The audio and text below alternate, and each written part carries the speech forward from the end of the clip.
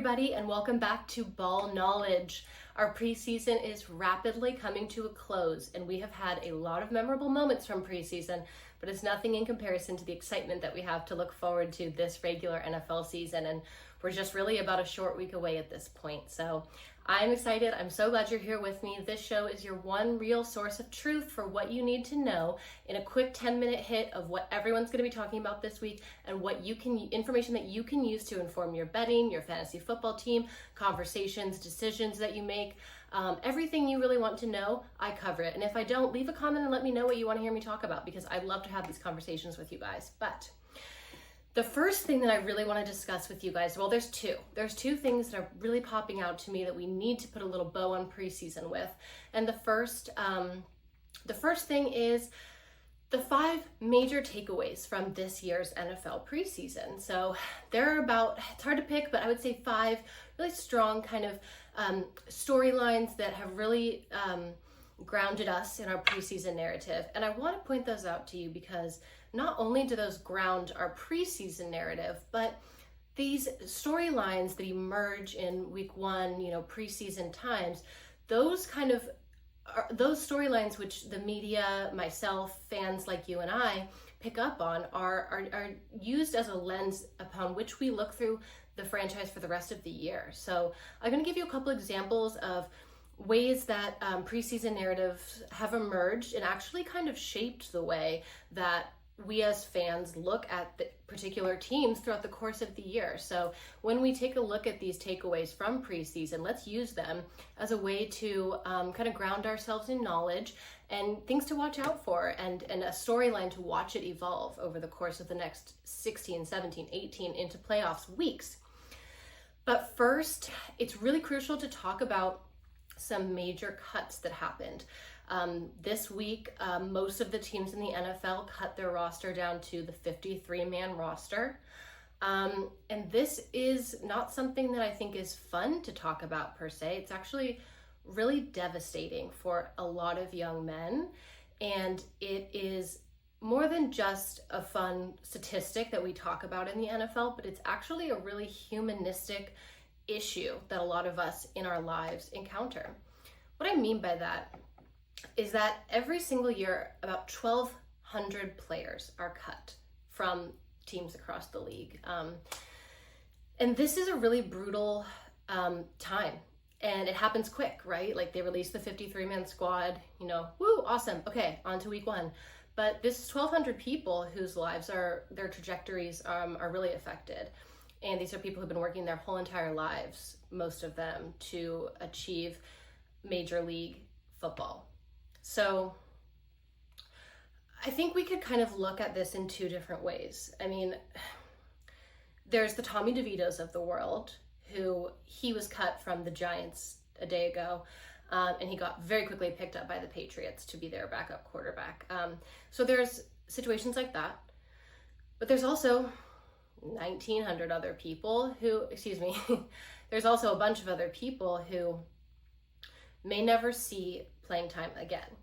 And that kind of got me interested in, not in like a sadistic way of what happens to these failures, not at all like that, but it's a very human thing to face, right? Like there's that angel on your shoulder saying, keep going after your dream, keep working hard. The NFL rewards persistence. And you kind of always want to believe. It's easier to live in a world where you believe that the world rewards perseverance with success. But then there's that realist kind of part of our brains, and I'm not saying realist with any positive or negative connotation, but the realist part of our brains that goes, is this worth it? How much sacrifice is worth seeing diminished returns? Maybe these players who are grinding it out aren't having great relationships. Maybe they're struggling to find hobbies outside of football. Maybe their lives are perhaps not as rich as they imagine they would be when you're sitting in this weird liminal space of making a roster almost or not quite, and living on the brink of being cut, or being cut itself is a really troubling thing to go through. And I think that it's a very, very relatable experience across different degrees of life, right? Like corporate jobs, relationships, sports careers, when do you call it quits? And at what point do you cross that invisible line really, from grinding and putting in work and making sacrifices for the hope of later success? When do you cross that line into, okay, the ROI on my efforts right now is not what I wanted it to be? And that could look different for every player. But it's important to acknowledge that it's a big part of the NFL. All of these players who we love to watch have been close to this. Some have experienced it. And it's just a very human situation and very human feeling. So it got me thinking, right? Like, so what happens to these players, statistically in general, and are there exceptions to the rules? So I was actually looking, and in the last 10 years, I looked at that time period because I think the way that the NFL rules and the roster rules are most relevant in the last 10 years, specifically in the league. So in the last 10 years, 60 to 70% of players that were cut never played another regular season down again in their careers. So that right there is 70% of people who are cut, these 1,200 people that just got cut, they will never play another down. They'll never see another snap again. And I'm not saying that to be like clickbaity or, over dramatic, but it's just the truth, and it's the reality of putting yourself on the line to become one of the greatest athletes in the world. And then when you kind of have to take a step back from that, it's really painful. I can really only imagine. So we take it a step further. Of those 60 to 70, so we have this chunk. 60 to 70% of them never play another snap. Okay, get them out of this bracket. In this bracket now, we have 30% of the players who are cut. Of those 30% of players who are cut and then later re-signed to another team, a la Tommy DeVito, less than 10% of that group of people become starters within a year. And less than 3% of this small chunk turn into regular season or star contributors for multiple seasons. So as you go down this pipeline, as you go through the funnel of the player journey, the chances of you seeing consistent field time rapidly diminish exponentially. And I don't think this is groundbreaking news, but it's an interesting thought exercise to see what happens and what would you do if you were in this position. So this was not anything majorly shocking to me, but I was really interested also in thinking about who are the exceptions to this rule, because there are always exceptions to this rule, and the exceptions to the rule are the people who everybody who's in a similar position looks up to, right? Like if you want to become a pop star and a singer, you think about Taylor Swift, right? She was discovered in her local small town, and you think that could be me. And those anecdotes keep you striving towards something great. And that's a really beautiful part of dreaming and having goals. But it's also, once again, that realistic part of you is saying, well, that's a really small percentage chance. It's a gamble. And what I wanted to talk about in terms of the people who, despite these odds, actually became NFL greats, are kind of a testament to who we can look to for maybe inspiration in moments like this, and situations where perseverance actually did equal success against all odds. So the first is really a notable case, if you will, Kurt Warner. So he was cut from the Packers, and he worked in a grocery store. He went back to having a very civilian life. And then he went to the Arena League, which is similar to like the CFL or the AFL. And then he came back and he won 2 Super Bowls. He was a Super Bowl MVP twice, and now he's in the Hall of Fame. So there's that kind of diamond in the rough.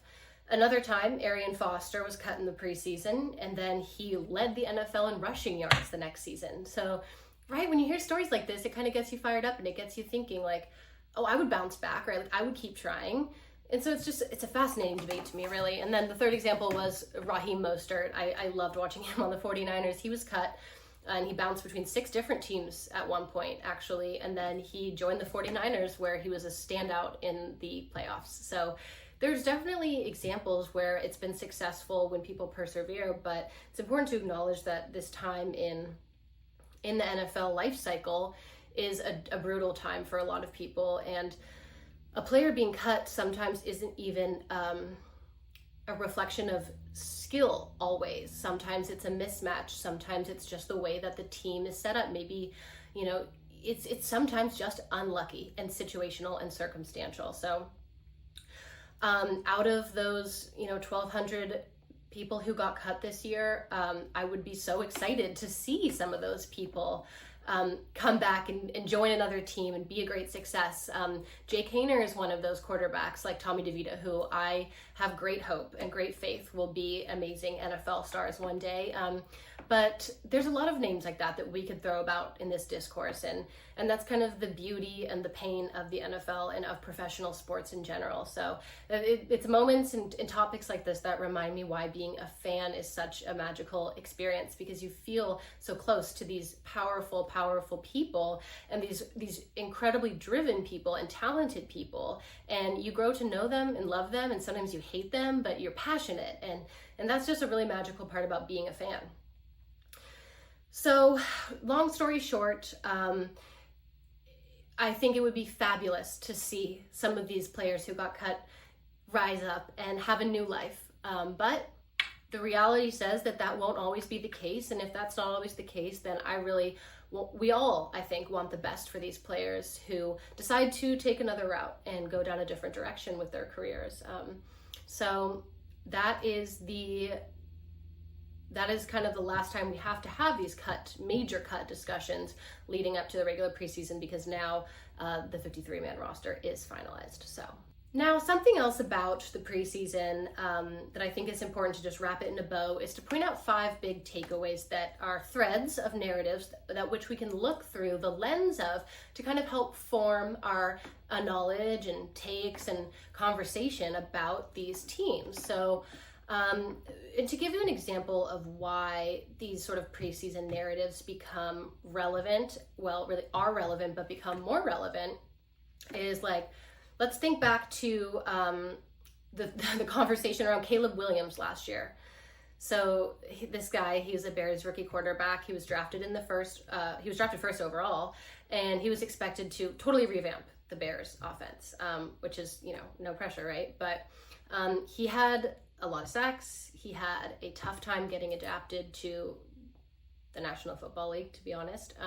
And the franchise overall season loss record was a major storyline. I mean, that was like the Bears it was almost a punchline. And so when you kind of have that dichotomy between a rising first round pick and then that quick preseason disappointment, I think that's a strong word, but statistically a disappointment, these sort of narratives that we see right in the first preseason become storylines all year, right? So it's important to pay attention to what's emerging. So the first thing emerging for me is about the offense, the overall looking at the offense and the points scored per game in preseason. So 61% of preseason games saw underdogs cover, and 71% of games, total scores, went over the projected total. So to me, that just kind of means the offense, yes, we're playing it vanilla, we're playing it safe, but we're not afraid to rack up the scoreboard. And that's interesting to me because it ties back to what we talked about last week when I was talking about how it's the wide receivers year, how there are more statistically better than average wide receivers in the league this year than there have been in years recent. So that, to me, we're leaning heavy on the offense. We're leaning on our wide receivers. We're not afraid to rack up the scoreboard. So let this trend inform how you bet on over-unders. Let it inform how you bet on passing yards. And I'll get more into that as the season progresses, and we can talk about suggestions and what I would be betting on if I were you. But the moral of the story for this is the offense is going to rack up the scoreboard. The defense is maybe playing it a little bit safe. They're a little bit shakier. I'm actually going to talk about that in my next point. But the offense overscoring what they were projected to hasn't been a trend in the regular preseason game. So that's something to watch. That leads me to my second takeaway, is that the defenses have been struggling to gel. I would think about the Bengals. When I say this specifically, the Bengals starters surrendered 106 rush yards on 2 drives, which is twice as much as the 2024 preseason in total. And that's concerning because they spent a a lot of money in the offseason on defensive upgrades.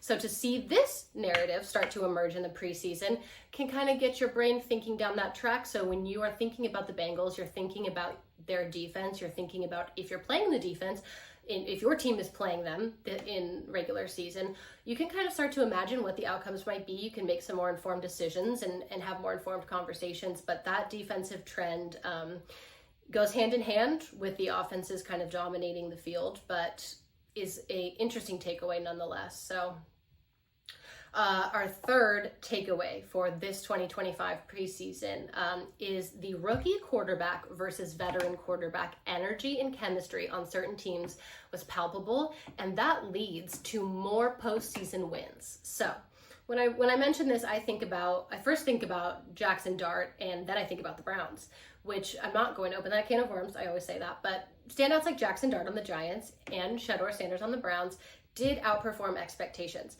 Do not let the media and the narrative of the NFL season be that Shedeur Sanders and Jackson Dart underperformed, because statistically, they simply did not.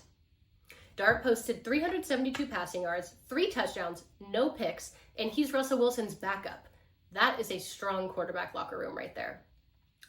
And then that veteran dynamic, like Wilson kind of embracing that mentorship role for Dart, is the kind of winning combination that you want to see in your quarterback room. And that's the kind of energy and synergy that can take you from a good regular season record to winning the Super Bowl. And I'm not kidding when I say that. That sort of team connection and that energy is what puts you over the edge, because every team in the NFL has incredible players. Every team is talented. Every player is talented in their own way. But that cohesion, that's what takes you to the next step. It is what it is. Another player was Joe Flacco, who was an incredible mentor to the quarterback mess. I'm going to say mess in the Browns locker room. But that dynamic is a tried and true recipe for success. Veteran quarterback, outstanding rookie quarterbacks coming together to make a very, very strong QB room. And what else do I want to tell you guys about?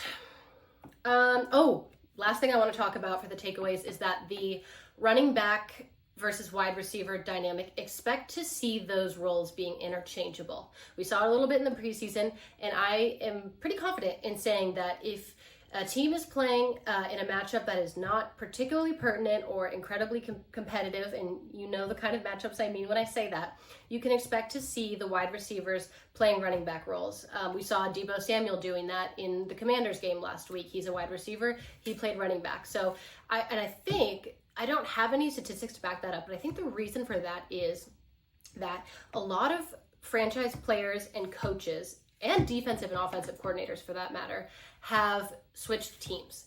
So they are on different teams now. So the teams, so there's a lot of intel being shared. I think that a lot of these really incredible offensive players have been scouted pretty well. And if they weren't scouted last year by someone on their team, there's someone new who has joined the back of the house who knows this player in and out. So I think that you're going to try to see them getting a little tricky. I think you're going to see players go outside of the scope of their job requirement, if you will, especially offensively. So that's my takeaway there. And I want you guys to, like I said, remember these storylines. Picture it like a spool of thread. We've just started to kind of unwind this spool of thread in the preseason, and it's going to follow each other. It's going to follow these stories all the way to February of 2026. These are themes that are going to keep coming up, and we are here talking about them at the very impetus. So there's just so much to look forward to. Next week, we're going to do a pick'em for the very first week matchups. So look forward to that. I've got a lot of research to do in the meantime for those pick'em matchups, but we're going to do that. We're going to talk about over and under bets that we're going to make. And we're going to talk about what to expect in week 1 of the NFL regular season. So I'm so glad that you are here having these conversations with me. I love to discuss these things with you. Thank you so much for watching. Stay tuned next week. Please like and subscribe this video so you can keep seeing more content from me. I'm also on TikTok and Instagram, YouTube Shorts. I'd love to have interactions with you guys and talk NFL. So I look forward to seeing you next time. Have a great week.